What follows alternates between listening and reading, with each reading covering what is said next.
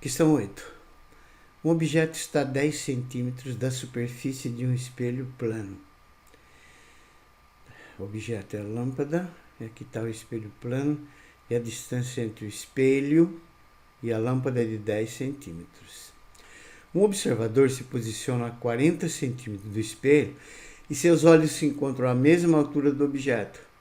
Então, esse observador, a distância dele até o espelho é de 40 centímetros e os olhos dele estão na mesma altura que o da lâmpada, que é o objeto.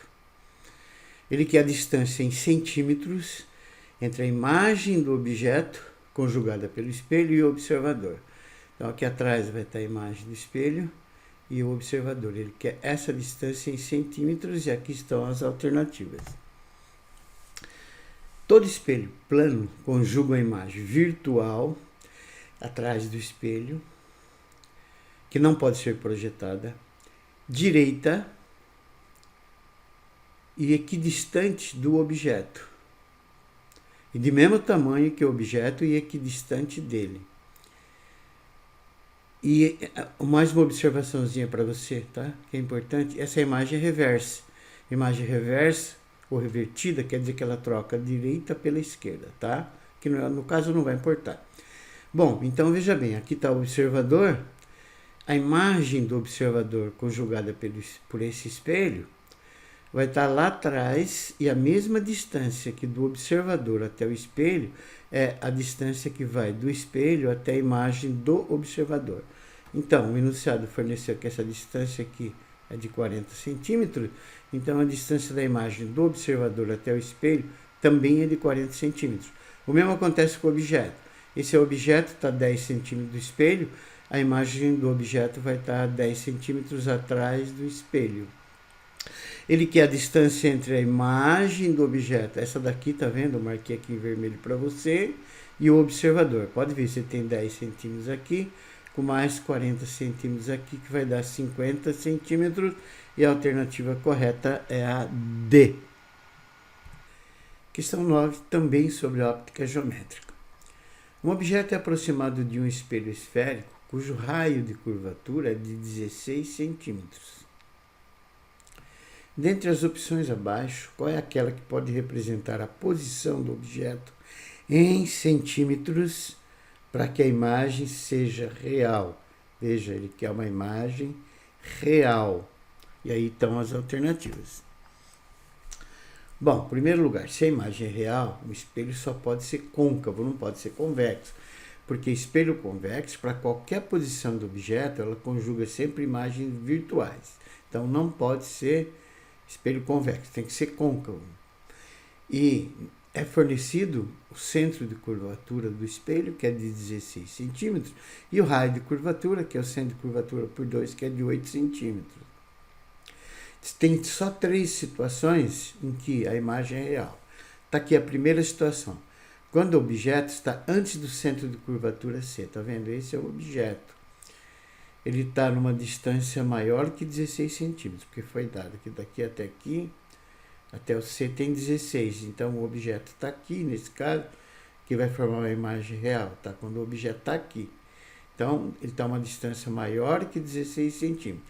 O que eu fiz? Eu tracei 2 raios de luz que saem do ponto superior da cabeça dele, no caso o H que eu coloquei para vocês, tá? Um raio de luz sai paralelamente ao eixo principal, bate no espelho, sofre reflexão, retorna passando pelo foco. Esse é o primeiro raio notável. O segundo raio notável, do mesmo ponto A, outro raio de luz, que incide no vértice do espelho e retorna formando o mesmo ângulo com a normal, no caso o eixo principal. Onde esses 2 raios se cruzam, vai estar a linha, que é a imagem do A. E se você fizer o mesmo para os infinitos pontos do objeto, você vai obter os infinitos pontos para a imagem. Então, a imagem vai estar aqui, ó. Então, esse objeto, que está numa distância maior que 16 centímetros do espelho, vai fornecer uma imagem real, obtida na intersecção do próprio raio luminoso, invertida em relação ao objeto e menor que em relação ao objeto. E vai estar entre 16 centímetros e 8 centímetros, que no caso não importa. importa o objeto. Então, quando o objeto está numa distância maior que 16 centímetros, vai fornecer uma imagem real. Nenhuma das alternativas satisfaz. Pode ver que não tem nenhuma que diz que é maior que 16 centímetros. Outra situação em que a imagem é real é quando o objeto está sobre o centro de curvatura C. Então aqui está o objeto, eu tracei os mesmos raios de luz e localizei a imagem, está aqui, ó. Essa imagem é real, do mesmo tamanho que o objeto e sob C. Então o objeto vai ser fornecida uma imagem real quando o objeto estiver sobre C. E sobre C, sobre 16 centímetros, pode ver também que não tem nenhuma alternativa aqui, que é 16 centímetros. E o último caso em que a imagem fornecida é real é quando o objeto está entre o centro de curvatura e o foco, está aqui entre C e F. Esse é o objeto aqui, tá vendo? Tracei o mesmo raio de luz, obtive essa imagem aqui. Ela é real, tá? Obtida na intersecção dos próprios raios de luz, invertida em relação ao objeto e maior que o objeto. Essa imagem ela vai estar entre a imagem vai estar numa distância superior a 16 centímetros, no caso não interessa, interessa o objeto, tá? Ó, quando o objeto está entre o C, 16 centímetros, e o foco, 8 centímetros, a imagem é real. Essa é a única que satisfaz, que se você olhar nas alternativas, é a alternativa E, que dá 9 centímetros. Então, resposta, alternativa E. Questão 10. Sobre elerodinâmica, uma questão bem simples. Um circuito elétrico é montado com uma bateria de 120 volts e uma lâmpada. Está aqui a bateria, está aqui a lâmpada. Verifica-se que a potência dissipada pela lâmpada é de 40 watts. Calcule a resistência da lâmpada em ohms. E aqui estão as alternativas. Você tem quem? O U, que é a tensão, diferença de potencial, voltagem. U, que é 120 volts. E a potência, que é 40 watts. Ele quer a resistência. Então, basta você jogar na expressão que a potência é a tensão, a voltagem, é ddP ao quadrado, dividido pela resistência. Substituir a potência por 40, o U por 120, ficou ao quadrado sobre o R. Portanto, o R vai ser 14.400 por 40, que vai dar 360 ohms, e a alternativa correta é a E. Questão 11. João quer fazer uma experiência de física e deseja evaporar de líquido a vapor 1 litro de água, que se encontra inicialmente a 30 graus Celsius. Então, essa água está a 30. Considere a densidade da água igual a 1 grama por centímetro cúbico. Calor específico da água igual a 4,2 kJ/kg graus Kelvin. Calor de vaporização da água 2.300 kJ por quilograma. Ele quer em quilojoule. A. Quantidade de calor necessária para promover o aquecimento dessa água de 30 graus Celsius até 100 graus Celsius. Letra B. A quantidade total de calor necessária para promover a evaporação de toda a água. Letra A. Primeiro, densidade da água, 1 grama por centímetro cúbico. Para passar para o sistema internacional, 1 grama tem 10 a menos 3 quilogramas. E 1 centímetro cúbico tem 10 a menos 3 decímetro cúbico. 10 a menos 3 com 10 a menos 3 cancela, e 1 decímetro cúbico é 1 litro. Então, a densidade da água é 1 kg por litro. Isso significa que 1 litro dessa água tem uma massa de 1 kg. Então, primeiro o que nós vamos fazer? Passar de água líquida de 30 graus Celsius a 100 graus Celsius. E como não tem mudança de estado, ela continua sendo água 30 até água 100, água líquida, você deve usar a expressão do calor específico, do calor sensível, que é igual a MC, que multiplica T menos T0. A massa é 1 litro, que ele está querendo, que no caso é 1 kg, né? O volume 1 litro, massa 1 kg. O calor específico foi dado 4,2. Aqui, ó, 4,2 kJ quilograma por graus Kelvin. Acontece que a escala Kelvin vai de 273 a 373, tem uma variação de 100 graus. A Celsius vai de 0 a 100, tem uma variação de 100. Isso significa que cada variação de 1 grau Celsius corresponde a uma variação de 1 graus Kelvin. Então, eu não preciso transformar em Kelvin, tá? Então, a temperatura final é 100 menos a inicial, que é 30. Fazendo essas contas, vai dar 294 kJ. Quem é isso? É a quantidade de energia, a quantidade de calor necessária para aquecer 1 litro de água de 30 graus Celsius até 100 graus Celsius. Na letra B, ele quer saber a quantidade de calor total para evaporar toda a água. É claro que ele quer que isso ocorra, que essa água passe de água a 100 graus Celsius a vapor a 100 graus Celsius. Como não tem mudança de estado, você usa a expressão do calor latente, Q igual a ml. Tá? A massa é 1 kg e o hélio foi fornecido a 2.300, que vai dar então 2.300 kJ. Essa quantidade de calor, cuidado, foi usada, essa energia, quantidade de calor, apenas para fazer essa água passar de água a 100 a vapor a 100. Agora, a quantidade total de calor pedida corresponde à soma de todas as quantidades de calor que eu já achei, tá? Que seria 294 kJ, para ela passar de 30 a 100 graus Celsius, mais esse 2.300 kJ para ela mudar de estado. Somei os dois, vai dar 2.594 kJ, que é a resposta. Questão 12. Duas partículas carregadas exercem uma sobre a outra uma força atrativa, de atração, de 7,2 micronewton. Micro é 10 elevado a menos 6 newton. Quando a separação entre elas é de 0,10 metros. Tá aqui as duas cargas, tá? Estão separadas por 0,10 metros e a força entre as duas é de atração. Considere a constante de Coulomb, o K, como 9 vezes 10 a nona, Newton metro quadrado por Coulomb quadrado.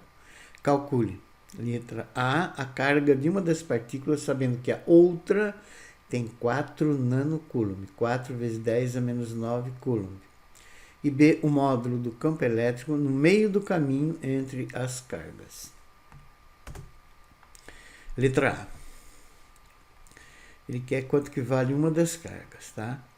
Então, sendo elas a força de atração, tá vendo? Aqui desenhei as forças, elas estão se atraindo, a distância entre elas é de 0,10 metros. Foi dada a força, 7,2 micronewton, micro é 10 a menos 6 newton. Foi dado o valor da constante de Coulomb, 9 vezes 10 a nona, Newton metro quadrado por Coulomb quadrado. Foi dado o valor de uma das cargas, 4 nanocoulomb, 4 vezes 10 a menos 9 coulomb, que é o valor da outra carga com a distância entre elas de 0,10 metros, que é 10 elevado a menos 1 metro. Pegando esses valores e jogando na lei de Coulomb, que é F é igual a K, QQ sobre D quadrado, o F é 7,2 vezes 10 a menos 6, K é 9 vezes 10 a nona, uma das cargas 4 vezes 10 a menos 9, a outra ele quer, e a distância entre elas é 10 a menos 1 ao quadrado. 7,2 vezes 10 a menos 8 igual a 36, que eu já fiz os cálculos, tá? Portanto, Q vai ser 0,2 vezes 10 a menos 8, que vai dar 2 vezes 10 a menos 9 coulomb. 10 a menos 9 é um nano. Portanto, a carga pedida ela vale 2 nanocoulomb. E qual é o sinal dela? Contrário ao valor da outra carga. Se uma é negativa, a outra é positiva e vice-versa.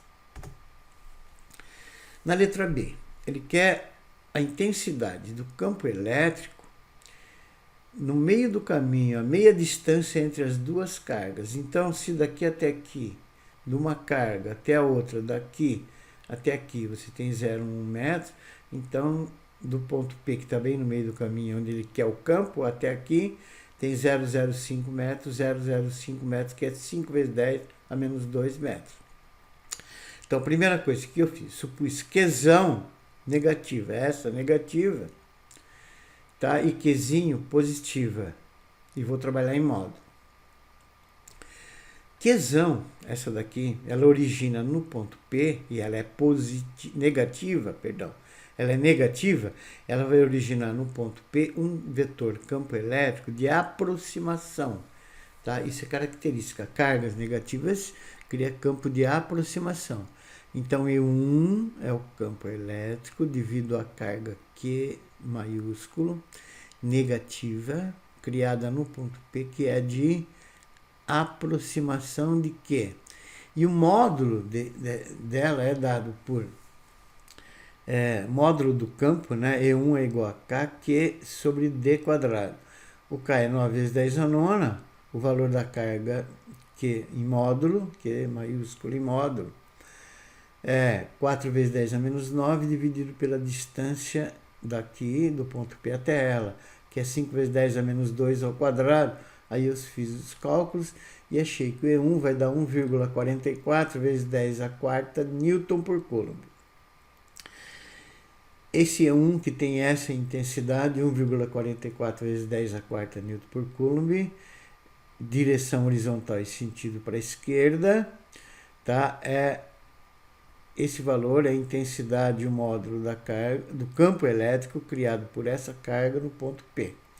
Já a carga Q minúscula ela é positiva, então no mesmo ponto P, ela cria um campo E2 de afastamento. Cargas positivas criam um campo de afastamento, dada por E igual a K, Q sobre D quadrado, que é Q minúsculo, tá? K é 9 vezes 10 a nona, o Q é 2 vezes 10 a menos 9, é o valor dessa carga aqui, dividido pela distância do ponto P até ela. Fiz os cálculos, vai dar 0,72 vezes 10 a quarta Newton por Coulomb. Veja bem, no ponto P você tem dois vetores, campo elétrico, tá?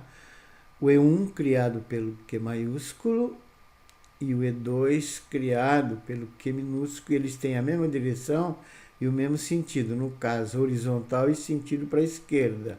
Então são dois vetores de mesma direção, mesmo sentido, vai dar o módulo do vetor resultante vai ser a soma. Então eu vou somar o E1, o E2 com o E1. Tá? Então, eu somando esses dois vetores, eu vou ter que um é 1,44 vezes 10 a quarta e o outro é 0,72 vezes 10 a quarta. Portanto, o vetor resultante que ele está pedindo no meio do caminho entre as duas, no meio do caminho entre as duas cargas, vai ter um vetor campo elétrico que vale 2,16 vezes 10 a quarta Newton por Coulomb.